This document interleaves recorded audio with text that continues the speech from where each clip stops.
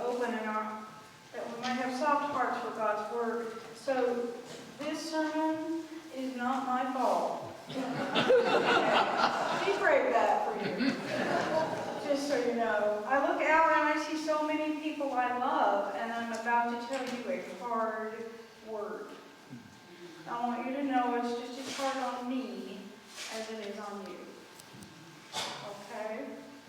Last week's sermon is last week's parable, the one of the dishonest manager, is famous, actually, among preachers for being the hardest parable to understand. Because it seems like Jesus is commending dishonesty, and all around the world people struggle with that message. But today, this parable is the hardest to hear. We want it to bounce off of us. We don't want it to sink in. But this is one we need to hear. In order to really understand this parable, we need to understand its setting and the context and how Jesus built this challenge. And we need to heed the warning. First of all, he's talking specifically to Pharisees who are lovers of money. Specifically to them. And he did a little teaching about money to them, and possessions and the place they have in the kingdom of God. And then the Pharisees ridiculed him for that, and then he and the Pharisees had a little bit of an exchange about it all, and then he told this parable. So that's the context and the audience that he's talking to there. This story for Luke, this parable, takes its place with a whole set of scriptures that occur in the Gospel of Luke. The Magnificat, which is in his first chapter, the Sermon on the Plain, which is chapter 6. I'm going to make you look up the verses. The rich fool with his barns, that's chapter 12, and now here we are. All of those scriptures have in common that they privilege the poor in God's favor. And they talk about the overturning of normal understanding around poverty and wealth by God. All of those do that, and this one does that as well. And now, this is the clearest story of that. The most stark and challenging story of that. And it gives a warning that we need to hear. Let's just start out admitting we're rich on a world scale.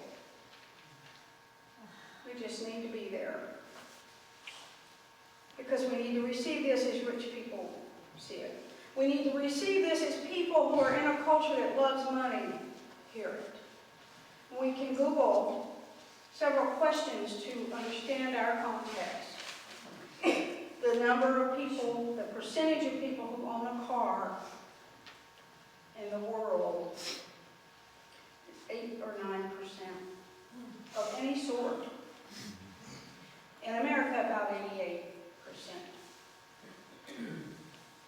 The number of people who starve every minute, every 60 seconds, about 15,000. America throws away about 50 billion tons of food a year. I know, it's grim. It is grim. The number of people who live at poverty level or who live in such a situation that a $400 crisis, the brakes go out on their car, for example, $400 crisis would push them below poverty level. In America, 43.5%. That's chilling. That's chilling. So we need to acknowledge what we're hearing. And historically, we are the richest people who have ever lived. In terms of the things we have in our lives, we need to understand that. Let's look at how Jesus warns us about that. How to be His in the midst of that. Because it can be done. The first thing he does in this story, when he's warning the Pharisees, is he tells a parable that's common among ancient Near Eastern literature. This kind of parable, the rich man and the poor man, is all through that culture, all through all of those cultures in that time. And then he twists and plops that parable down right smack in the middle of who these listeners are by adding Abraham as a judge and an enforcer. So their Hebrew iconic guy is in the middle of this story. So he's taken a familiar story and made it theirs. And then he draws a contrast, and not a kind of a contrast, but a stark contrast between this rich man and Lazarus. A lot of Luke deals with two ends of a continuum, and generally Luke will say, hold those in balance. Live in the tension between those two. But here it's clear. There's a right and there's a wrong. And they are starkly different. Then he ups the ante. I'll show you how he predicts that stark contrast. He names Lazarus. Except for Abraham, Lazarus is the only person who's named in any parable. He honors Lazarus by giving him a name. Let's not escape our understanding that that's the name of a dear friend of Christ. He's honored him. Although in his own story, Lazarus has no honor. And Jesus does not name the rich man in contrast. A general thing that's true. He does not honor the rich man with a name. Lazarus is starving, literally starving. The rich man eats so much that he throws food off his table for the dogs. Lazarus is alone at the gate. The only company Lazarus has are the unclean dogs.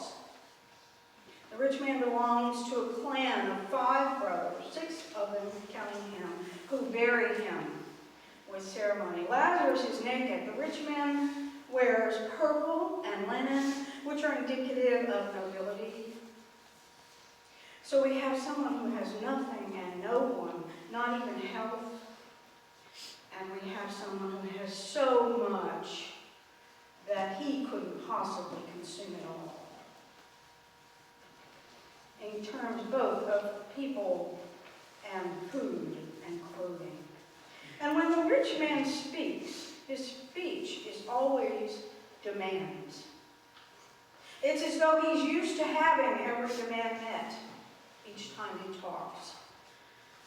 And then Jesus tells the most stark contrast of all, which is Lazarus, who is tormented for a while and then goes to forever unabundance, versus the rich man who enjoys abundance for a while and then goes to eternal torment. You know, there's no father heading out on the road and throwing his arms around a prodigal son in his care. Right? There's no sheep that the shepherd leaves his flock to find them. There's no penny that's found through sweeping and incessant sweeping. This is done. Abraham now comes up and he says, sorry.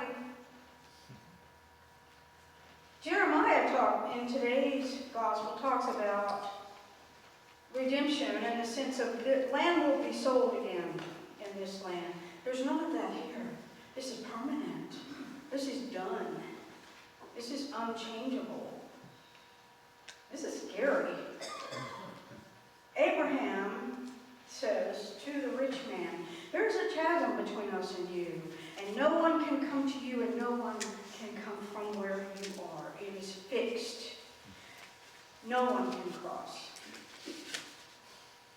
It raises the question, who set that chasm there? Who put that there? I will submit to you that it was not God. It was the rich man. Because because he is indifferent. And he is entitled. He is indifferent to the suffering of Lazarus and those like him, and he is entitled in all he has so that he doesn't even really feel the riches he has. Just entitled to them. And his heart has not changed. That's clear from what he says in his torment. He says to Abraham, let's have Lazarus come and comfort me with a drop of water, because I'm in an inferno. Look at what he said. First of all, talking about Lazarus in the third person, even though he's standing there. Right? That's so disrespectful. He doesn't care about Lazarus. He doesn't even know Lazarus. He doesn't see Lazarus as a real person. Well, all he knows is he wants Lazarus to do this for him. He doesn't even ask Lazarus. He tells Abraham, have Lazarus do this for me. What would Lazarus go through to bring him water? To enter the inferno for him. And this rich man acknowledges that, not at all. The sacrifice or pain it would cause Lazarus to do that for him. Doesn't acknowledge it at all. And then when he's told no by Abraham, he still says, privilege me. Privilege my claim. Tell my brothers about this so that won't happen to them. Not tell my brothers to go out to the gates right now and take care of the people there, but rather tell more my brothers so they won't be tormented. It's all about him. It's all about me and mine, and his heart has not been changed by the results of what he did, by the results of the way he lived. The chasm's been fixed. By whom? By the rich man. In his own indifference, his own blindness, his own entitlement. And it can never be crossed because the rich man maintains it there. Ironically, Jesus, who's on the way to the cross, who will come back from death and proclaim to everyone, says, even if somebody comes back from the dead, they will not listen. They have had prophets, they have had word, and they will have testimony, but they will not listen. Some people just don't listen, no matter what they are presented with. It's their choice. It's their choice to do that. It hurts to see people do it. It hurts to be afraid we're doing it ourselves. God reached out. He sent his prophets. He sent Moses. He sent Jesus. He has always yearned for us and always reached out for us. And if we are not moved, if our hearts, as Diane said, are not softened and our ears are not opened, that's not on God. That's on us. The only question really that remains after Jesus says that about even if someone comes from the dead, they will not believe. The only question then that remains is, who is he sending now?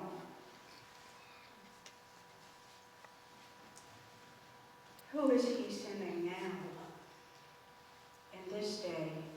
To what are we called as those who follow Christ?